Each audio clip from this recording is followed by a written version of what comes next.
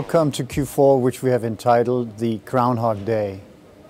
This is all about how interest rate stopped having an impact on the economy 2 years ago. Now we are thinking that it may be also the time where it stopped having an impact on assets.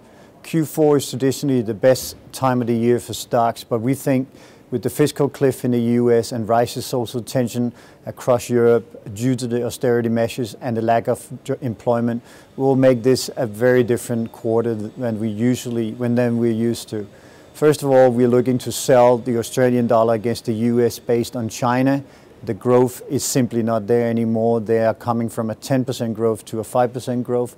And secondly, we have a theory that the stock market will perform relatively meager in Q4. Not that we are looking for a gloom and doom scenario, but we don't think the usual Q4 will come. So we will also advise you to take the profit now and enjoy the rest of the year off in terms of equity.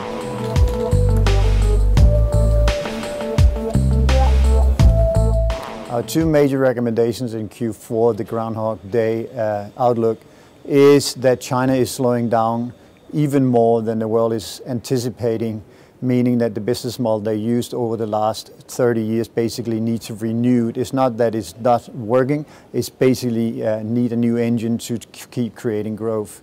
In that respect, China and Australia is very correlated with the mining industry in Australia. The housing market in Australia is extremely expensive. We remain of the concept that the Australian dollar should trade sub 100. We see that as a long-term trade.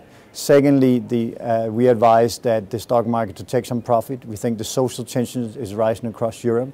Although, of course, it doesn't have a direct impact on the stock market, it will tend to accentuate the problems we have in the world in terms of falling disposable income for the middle class and the lower income classes. And that in itself is not good news, because as they get more concerned, of course, they will buy less, become less of a good customer in the shops of the corporation. So overall, we are very defensive of stocks into Q4, despite the fact that Q4 traditionally is the strongest time of the year, and even more so when you have an election year. But maybe this is the year of the exception. I wish you good luck.